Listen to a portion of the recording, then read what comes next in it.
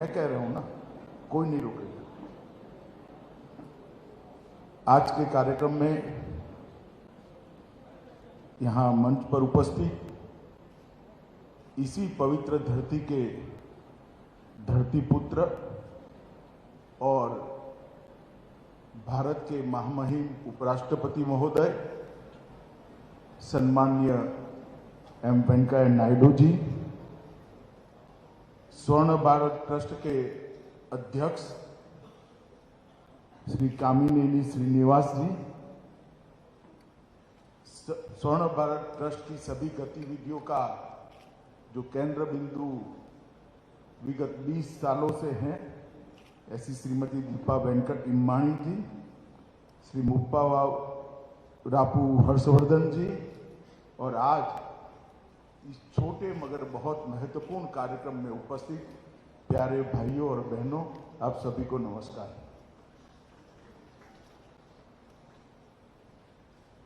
आज मैं यहां आया हूं तब स्वाभाविक रूप से वेंकैया नायडू जी का नेटिव प्लेस है और इनके नेटिव प्लेस पर हर भारत के सार्वजनिक जीवन के व्यक्ति ने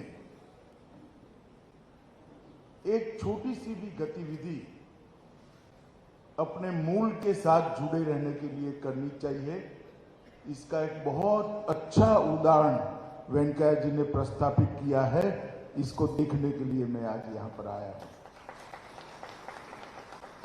मैं ट्रस्ट के बारे में बाद में बात करूंगा, मगर वेंकैया जी की अनुमति के साथ पहले मैं वेंकैया जी के लिए बात करना चाहता हूं।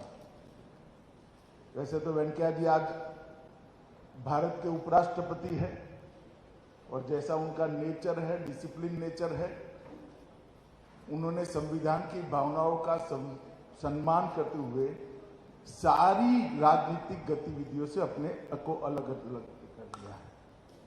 मगर मैं तो भारतीय जनता पार्टी का कार्यकर्ता हूं और वेंकैया जी भारतीय जनता पार्टी के वरिष्ठतम नेताओं में से एक हैं।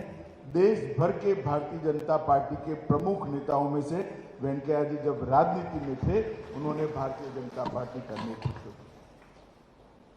मैं आज आपको बताना चाहता हूं, मैं जब जिले का महामंत्री था, एक डिस्ट्रिक्ट जनरल सेक्रेटरी था, तब वेंकैया जी देश के राष्ट्रीय अध्यक्ष थे और हम सब उनको राष्ट्रीय अध्यक्ष के रूप में काम करते हुए देखते थे।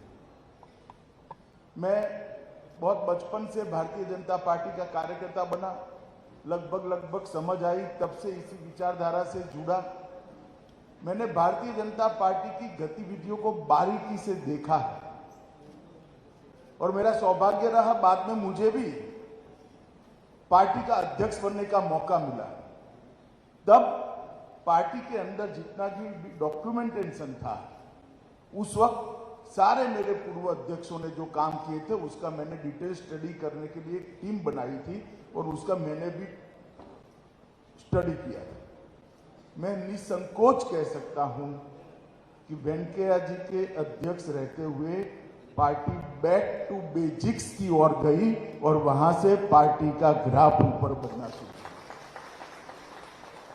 राजनीति के अंदर कोई भी विचारधारा के आधार पर जब पार्टी बनती है, तब आइडियोलॉजी का प्रचार प्रसार, उसका इम्प्लीमेंटेशन, ये महत्तम मात्रा में होते हैं। मगर जब राजनीतिक दल होता है तो अनेक प्रकार के उतार चढ़ाव से राजनीतिक दल को आगे बढ़ना पड़ता है और जाने अनजाने में किसी का ऐसा उद्देश्य नहीं होता, मगर कभी न कभी पार्टी अपने रास्ते से थोड़ी इधर उधर होनी पड़ती है, क्योंकि फ्लेक्सिबिलिटी नहीं है तो पार्टी टिकती भी नहीं। परंतु वेंकैया जी के समय पर जो मैंने कहा बैक टू बेसिक्स, ये वेंकैया जी के समय पर पार्टी ने फील किया। राष्ट्रीय अध्यक्ष का दौरा कैसा हो, राष्ट्रीय अध्यक्ष की अध्यक्षता में कार्यालय कैसे चले, घर से कार्यालय नहीं चलेगा, कार्यालय में से कार्यालय चलेगा। 9 बजे वेंकैया जी का खौफ होता था, स्वयं वेंकैया जी 9 बजे कार्यालय पर आ जाते थे। इतने डिसिप्लिन तरीके से उन्होंने पार्टी को आगे बढ़ाने का प्रयास किया और उस वक्त बड़ा कठिन काल था पार्टी। अटल जी जैसे लोकप्रिय और देश के सर्वश्रेष्ठ नेता के साथ अध्यक्ष के रूप में काम करना बहुत कठिन होता है, मगर उन्होंने पार्टी को पकड़ कर रखा, पार्टी को आगे बढ़ाया। मैं मानता हूं ये बहुत बड़ी बात है और मेरे जैसे हजारों कार्यकर्ताओं के लिए ये सीखने की बात है कि जब आप पार्टी का काम करते हो, हमने पार्टी का ही सोचना चाहिए, पार्टी के ही सिद्धांतों की बात करनी चाहिए। व्यक्ति जरूर महत्वपूर्ण होते हैं, मगर सबसे महत्वपूर्ण पार्टी होती है। और इलेक्शन वेंकैया जी ने कोई भाषण करे बगैर अपने कर्तृत्व से सभी राजनीतिक दलों के लिए एक उदाहरण सेट किया था। एक गरीब किसान परिवार में जन्म लेकर समुद्र किनारे से 20 किलोमीटर दूर के गांव में जन्म लेकर भारत का उपराष्ट्रपति बनना, भारतीय जनता पार्टी का अध्यक्ष बनना, अनेक विभागों के मंत्री बनना और हर जगह पे कंट्रीब्यूशन करना, ये बहुत बड़ी बात होती है। ये बहुत बड़ी बात होती है किसी भी व्यक्ति के लिए, किसी भी पार्टी के कार्यकर्ता के लिए। मगर वेंकैया जी के जीवन में उससे एक बड़ी बात है, ये पूरी यात्रा में जो जो उनको भूमिका मिली, वो भूमिका के हिसाब से डिसिप्लिन तरीके से एक सार्वजनिक जीवन के कार्यकर्ता के नाते उन्होंने अपना जीवन जिया है, एक डिसिप्लिन तरीके से। आज भी उपराष्ट्रपति है, इतने लंबे समय तक पार्टी के कार्यकर्ता रहे, कभी मैंने उनके मुंह से गलती से भी नहीं सुना है कि अपनी पार्टी। मैं कई बार मिलने जाता हूं संसदीय कामों के लिए, तो कहते हैं कि भाई बीजेपी पार्टी का स्टैंड क्या है, बताओ, स्मूथ चलाना है या नहीं चलाना। मुझे थोड़ा आश्चर्य होता है, मैं शायद उनकी जगह होता तो एक कमरे में ऐसा कभी न बोल पाता, मगर वेंकैया जी आराम से कहते हैं कि भाई बताओ बीजेपी पार्टी का स्टैंड क्या है। अब हम तो उनसे गाइडेंस लेने के लिए गए होते हैं, मगर वो टेक्निकली हमें बताते हैं कि बीजेपी पार्टी का स्टैंड क्या है। मैं इसलिए सार्वजनिक रूप से आज बताना चाहता हूं कि संविधान ने जो व्यवस्था बनाई है, उस व्यवस्था को डिसिप्लिन तरीके से मानना हमारे लोकतंत्र को टिकाने के लिए बहुत महत्वपूर्ण है, जो आज श्री एम वेंकैया नायडू जी हमारे सामने कर रहे हैं। बचपन के काल से ही वेंकैया जी विद्यार्थी परिषद में जुड़े। 73-74 में आंध्र विश्वविद्यालय के कॉलेज के छात्र संघ के अध्यक्ष भी बने। और जब देश भर के अंदर एक संकट का समय आया, लोकतंत्र पर संकट गहराया, तब जयप्रकाश जी के संपूर्ण क्रांति के आह्वान से अपने आप को छात्र आंदोलन के अंदर झोंक दिया। और इसी के कारण आपातकाल में उनको जेल में भी रहना पड़ा।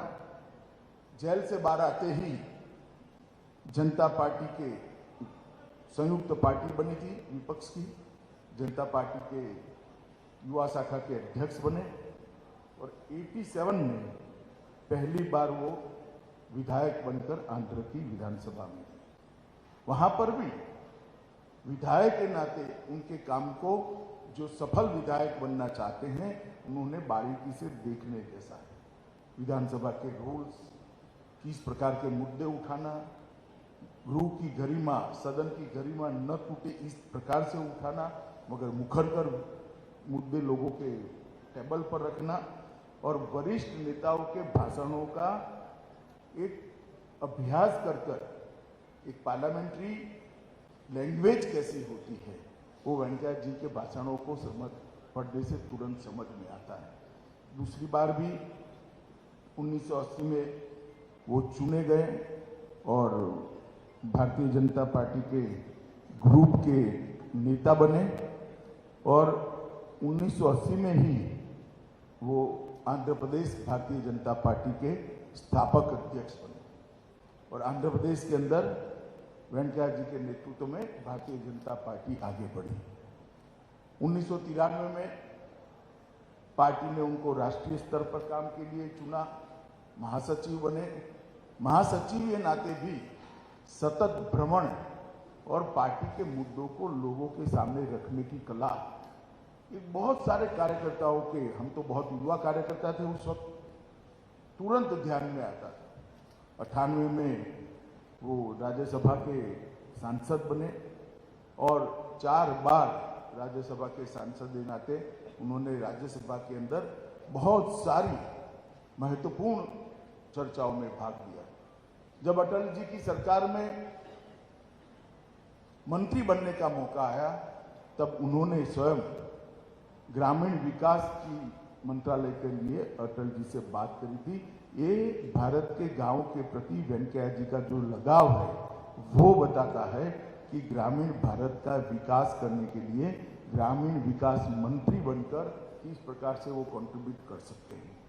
और 11 से 14 तक आपदा प्रबंधन पर संसदीय फोरम के उपाध्यक्ष भी रहे हैं और कई सारे डिपार्टमेंट, उन्हें पार्लियामेंट्री अफेयर्स हो, अर्बन डेवलपमेंट हो, ग्रामीण विकास हो, ये सारे डिपार्टमेंट उन्होंने बहुत अच्छे तरह से उन्होंने संभाले हैं।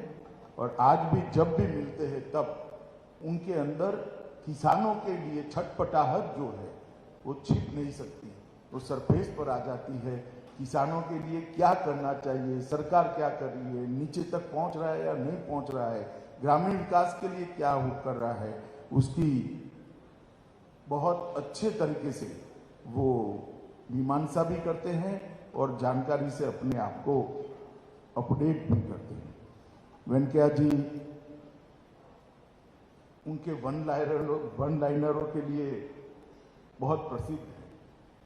मुझे आंध्र प्रदेश के कार्यकर्ता के उन्होंने पुराने जीवन का एक वन लाइनर कहा था जो उनके समकक्ष थे उस वक्त, कि वेंकैया जी जब 370 के लिए आंदोलन कर रहे थे उनकी युवा अवस्था में, तब प्रोफेसर ने कहा कि कश्मीर कभी देखा है, और अगर कश्मीर नहीं देखा है तो काहे को यहां आंदोलन कर रहे हो। वेंकैया जी ने फटाक से कहा था, आपकी एक आंख ने दूसरी आंख देखी है क्या? मगर ये आंख फोड़ देंगे तो इस आंख को दर्द होगा या नहीं होगा। ऐसा उस जमाने में युवा अवस्था में जवाब देना बहुत बड़ी बात है। और परमात्मा की कृपा देखिए, जिस युवा वेंकैया नायडू ने 370 के लिए आंदोलन करा था राज्यसभा में, 370 का बिल मैंने ही पायलट किया था, सबसे पहले राज्यसभा में ही रखा था। और जब राज्यसभा में मैं बिल रख कर गया तो श्री वेंकैया नायडू जी भारत के उपराष्ट्रपति और राज्यसभा के चेयरमैन। ईश्वर भी जो व्यक्ति की लगन होती है इसको कभी न कभी देखता है और ऐसे मौके भी ईश्वर देता है। और आज राज्यसभा के चेयरमैन के नाते वेंकैया जी और उपराष्ट्रपति के नाते वेंकैया जी एक आदर्श कस्टोडियन ऑफ कॉन्स्टिट्यूशन कैसा हो सकता है, कॉन्स्टिट्यूशन में जो उपराष्ट्रपति महोदय के लिए भूमिका बताई गई है इसका आदर्श निर्वहन कैसे हो सकता है, इसका एग्जाम्पल वेंकैया जी सेट कर रहे हैं। पूरा जीवन परिवारवाद के खिलाफ उन्होंने ढेर सारी शिरकतें कर भारत के लोकतंत्र को स्वस्थ रखने का प्रयास किया। मित्रों, आज मैं वेंकैया जी ने मुझे, दीपा जी ने एक बार संदेश किया, मैंने तुरंत हाँ इसलिए बोला था क्योंकि मैं नेल्लोर आना भी चाहता था और वेंकैया जी के बारे में 2 शब्द नेल्लोर के लोगों के सामने बात भी करना चाहता था। आज दीपा जी के साथ महामहिम उपराष्ट्रपति जी भी थे। पूरे परिसर का मैंने बहुत ध्यान से दौरा किया है, पूरे परिसर को देखा है। एक अपने नेटिव के अंदर इतने बड़े स्तर पर देश की व्यवस्था में कंट्रीब्यूट करने वाला व्यक्ति अपने नेटिव के लिए एक छोटी सी गतिविधि से बढ़कर वटवृक्ष बनाकर किस प्रकार से अपनी मातृभूमि की, अपने गांव की सेवा कर सकता है, इससे बड़ा कोई उदाहरण नहीं हो सकता है। जब ये 20 साल पहले शुरू किया होगा तब कल्पना भी नहीं होगी कि जुड़ते इतना सारा जुड़ जाएगा। कोई एक्टिविटी बाकी नहीं।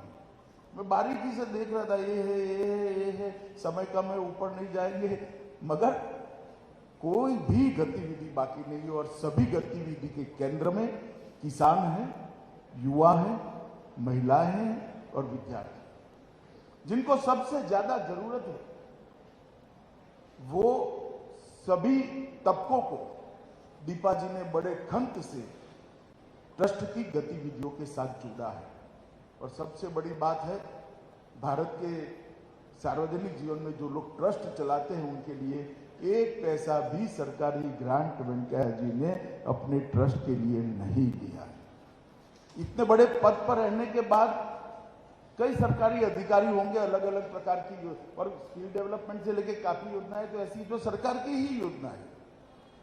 सरकार को तो चाहिए इस प्रकार के ट्रस्ट की जो आगे बढ़ाए, मगर मैंने अस्पताल देखा, उसमें भी सरकार नहीं है, कोई प्राइवेट ट्रस्ट इसको मैनेज कराए। इंस्ट्रूमेंट सारे दीपा जी के ट्रस्ट ने, स्वर्ण भारत ट्रस्ट ने दिए हैं, और स्किल डेवलपमेंट की गतिविधि भी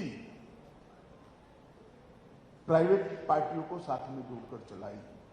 मैं मानता हूं कि ये बहुत बड़ा एक अपने आप में उदाहरण है कि किस प्रकार से एक अपने पैतृक गांव के अंदर, अपने जन्म जहां हुआ वो गांव की कल्याण के लिए किस प्रकार से काम किया जा सकता है। और मित्रों, एक बात मैं यहां आकर बहुत अच्छे से कनेक्ट कर पाया, अगर हर गांव में कोई न कोई एक व्यक्ति इस प्रकार की गतिविधियों को उठा ले, अपने आप को बाजू में कर गांव के बच्चों की, किसानों की, महिलाओं की और गरीबों की चिंता करे, तो देश के अंदर एक भी गांव ऐसा नहीं बचेगा जहां ये सब चीजें नहीं होगी। परंतु हम सब कर नहीं सकते, वेंकैया जी कर रहे हैं, और मेरे जैसे व्यक्ति के लिए आज एक बहुत बड़ा लेसन है कि अपने नेटिव के साथ, अपनी जड़ों के साथ कैसे जुड़ा रहा जा सकता है। इसका एक आइडियल एग्जाम्पल इस स्वर्ण भारत ट्रस्ट है, और मैं वेंकैया नायडू जी को इस ट्रस्ट के प्रेरणा स्वरूप, प्रेरणा मूर्ति के रूप में बहुत बहुत बधाई देना चाहता हूं कि इन्होंने नेल्लोर के युवाओं के, किसानों के, बच्चों के और गरीबों के कल्याण के लिए इतना बड़ा गतिविधि का केंद्र बनाया है, और स्वयं इतने इन्वॉल्व है कि हर चीज उनको मालूम है। और दीपा जी ने भी और ट्रस्ट के अध्यक्ष जी ने भी उसको बहुत आगे बढ़कर बढ़ाया है। मित्रों, आज जब मैं यहाँ आया हूं तब कोई राजनीतिक बात नहीं करनी है, मगर एक ऐसा प्रयास है भारत सरकार का जिसको मैं आपके साथ साझा करता हूं। मैं लगभग 1981 से सार्वजनिक जीवन में हूं, कई साल हो गए, और पद्म पुरस्कारों को मैंने पहले भी देखा है, आज भी देखा है, और अब मैं गृह मंत्री हूं तो पद्म पुरस्कार की प्रक्रिया को भी ध्यान से देखता हूं। और मेरा स्वभाव है स्टडी करने का, पुरानी प्रक्रिया का रिकॉर्ड मंगा कर भी मैंने देखा। ज्यादातर जो दल सत्ता में होते हैं उनके प्रभाव क्षेत्र के लोगों को पद्म पुरस्कार मिलते हैं। मुख्यमंत्री का रिकमेंडेशन हो, एमपी का हो, मिनिस्टर का हो, और सिफारिश के बगैर पद्म पुरस्कार की कल्पना ही नहीं है। पद्मश्री, पद्म भूषण, पद्म विभूषण, भारत रत्न सिफारिश के बगैर कभी मिल नहीं सकता। किसी न किसी की सिफारिश की जरूरत है, मगर मोदी जी ने ऑनलाइन एप्लीकेशन कर मेरिट्स पर, जिन्होंने जमीन पर काम किया है, जमीन पर भारत को आगे बढ़ाने के लिए, समाज को सुधारने के लिए, समाज को सुदृढ़ करने के लिए और समाज की दिक्कतों को कम करने के लिए काम किया है, उसको पद्म पुरस्कार मिलना शुरू हुआ है। और मैं 3 साल से इस प्रक्रिया के साथ जुड़ा हूं एज अ गृह मंत्री। मैं आपको बताता हूं, दूर सुदूर कर्नाटक के किसी कोने में कोई महिला अपने परिश्रम से अकेली 35,000 से ज्यादा वृक्षों का बुआई भी करती है और उसको बढ़ा भी करती है, पर पैर में चंपल नहीं है, पैर में चंपल नहीं है। मगर उसको किसी की सिफारिश की जरूरत नहीं, गड़बड़ अक्षरों में कन्नड़ में लिखा हुआ स्वयं का परिचय पत्र वो भेजती है, और आज पद्मश्री से सम्मानित होकर देश की करोड़ों गरीब महिलाओं को। कोई व्यक्ति ऐसा कोरोना काल में होता है जब अपने परिवारजनों का कोई संस्कार नहीं करता था, अंतिम संस्कार नहीं करता था, म्यूनिसिपैलिटी वाले ले जाते थे, और मैंने तो दिल्ली में देखा है 400 लोगों के संस्कार पेंडिंग, मुझे स्वयं वो सिद्ध गुरु में जाना पड़ा था। उस वक्त एक व्यक्ति 600 लोगों का संस्कार करता है, परिवारों के साथ धार्मिक विधि कर उनकी क्रिया वहां कर वो करता है, और उसको पद्मश्री लेने के लिए किसी की सिफारिश की जरूरत नहीं पड़ती है। ये बहुत बड़ी बात है।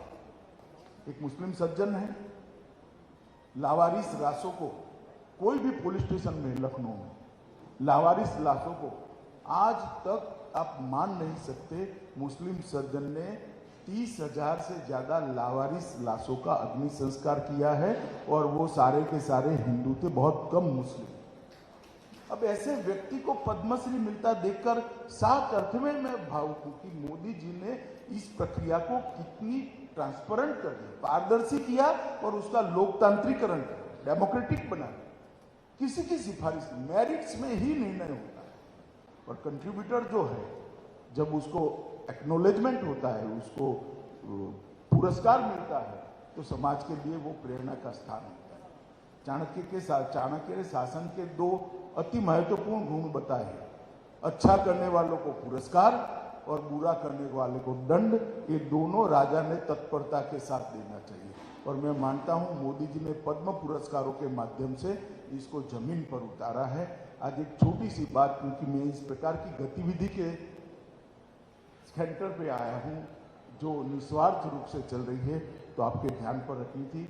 आज मैं यहाँ पर इस स्वर्ण भारत ट्रस्ट के प्रेरणा स्रोत श्रीमान वेंकैया नायडू जी को बहुत बहुत मन से प्रणाम कर साधुवाद देना चाहता हूँ कि आपने आपके गांव के साथ, आपके नेटिव के साथ और आपके प्रदेश के साथ जुड़ने का जो जज्बा बताया है, और आज भी भारत के उपराष्ट्रपति बनने के बाद भी वो जज्बा जस का तस है, वो बहुत बहुत अनुकरणीय है। ट्रस्ट के अध्यक्ष जी श्रीनिवास जी और बहन दीपा को भी मैं बहुत बहुत शुभकामनाएं देता हूं कि जिस प्रकार की गतिविधि आप यहाँ पर कर रहे हो, ये बहुत सारे लोगों के लिए प्रेरणा का कारण बनेगी। आज मुझे आकर बहुत सीखने को भी मिला है, और बहुत संतोष और आनंद की भी अनुभूति हुई है। उसको व्यक्त कर मेरी बात को मैं समाप्त करता हूँ। वंदे मातरम।